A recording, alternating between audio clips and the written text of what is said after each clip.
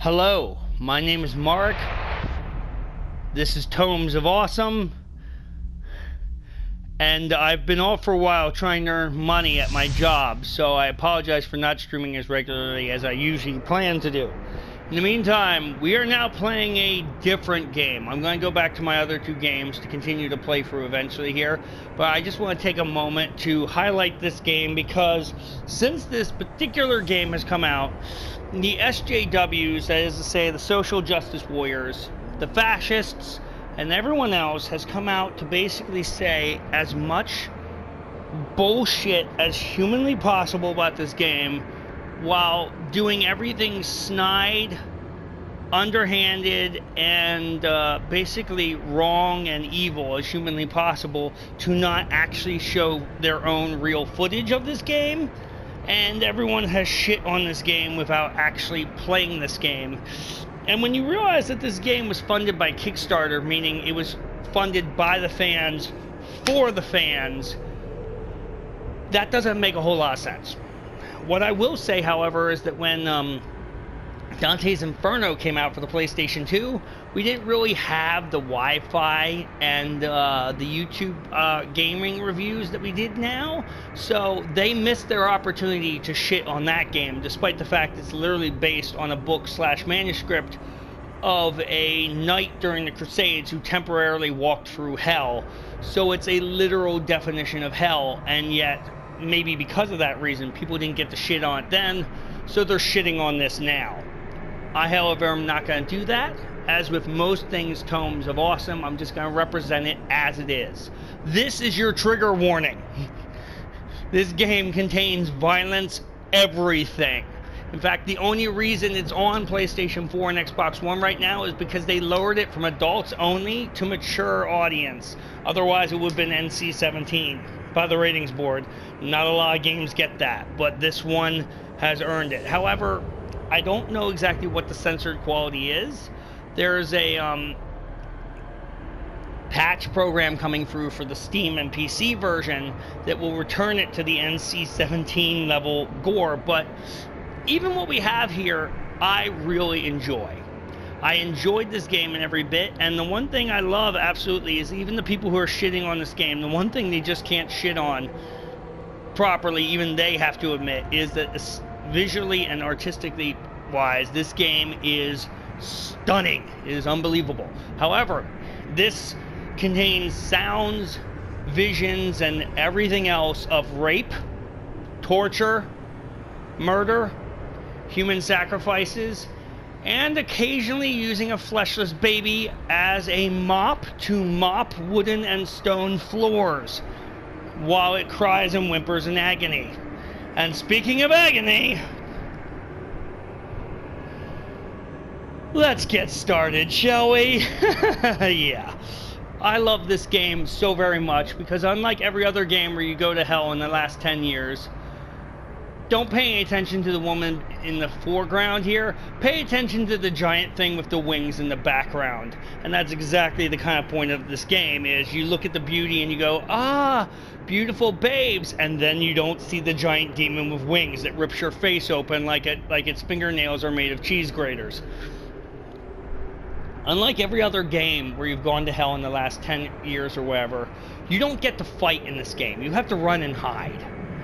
And what a lot of people have complained about this game is that it's over-sexualized and it's over this and it's over that. But the truth of the matter is, the real truth is, if you play games like Dante's Inferno, or you read books like Dante's Inferno and things like that, oftentimes hell is used as a metaphor to look over the mistakes and the patterns that we went through in our life.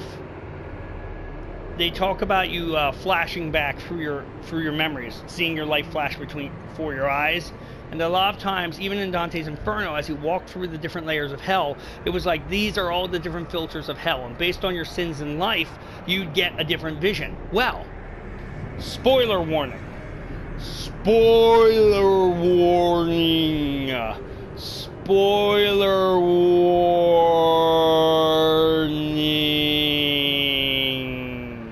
Yeah. Okay.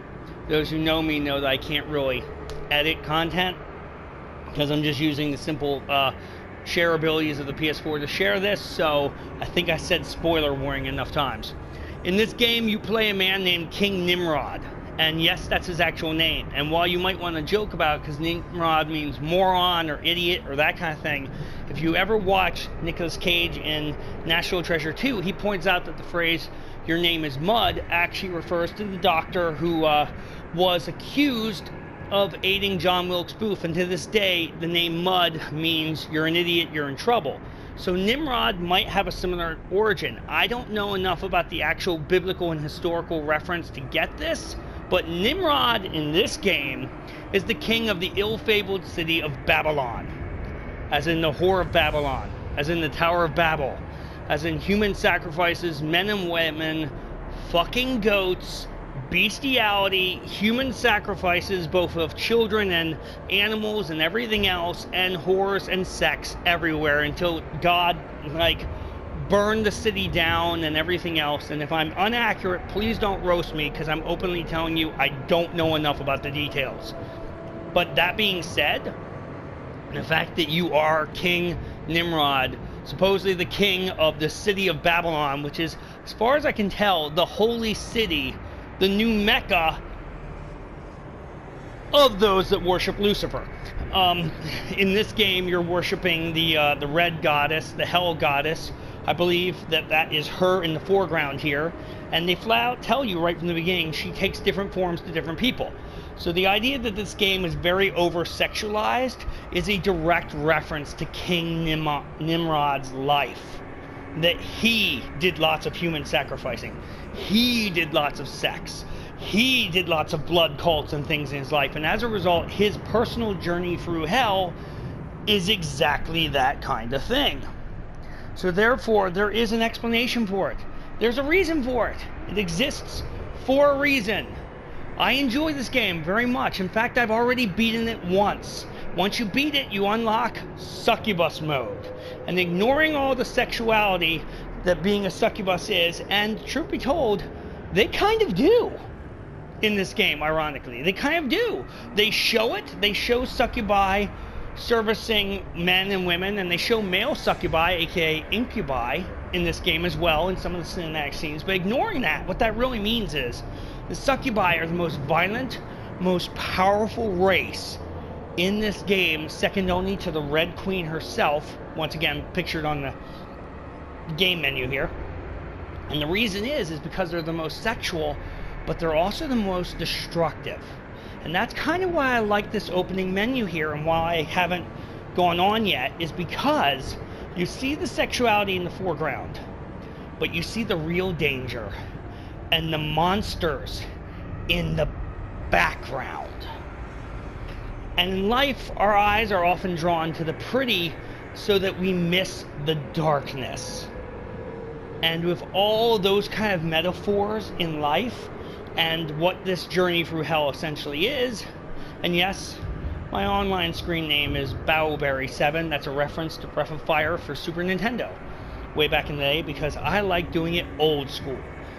Just saying. With all of those references being referenced in hell here, I think therefore that this is the perfect menu for this game. And also, once again, just want to give a shout out to the artists who made this game. Holy shit. This game is legitimately the most artistic, amazing thing I've seen in a long time.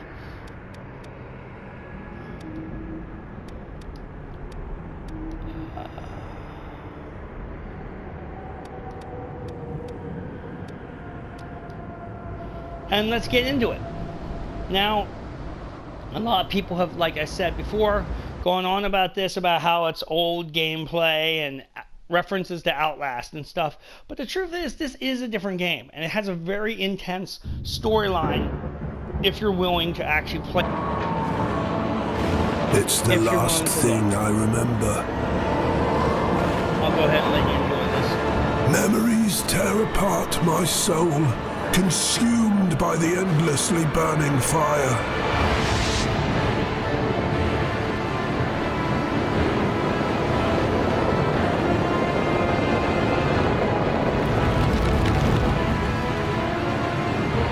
The body turns again into ashes, the overlaying tissue revealing ruined bones. I fall into the blackest place, where light causes pain and darkness brings solace. Into a place which deprives one of faith and erases memories, which leads to madness and effaces the boundary between people and animals.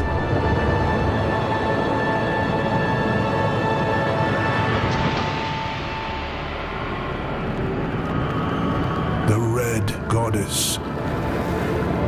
Her shine shrouds other memories. She is the key to the gate of unending agony. She is the answer. The road that I must follow. The Red Goddess.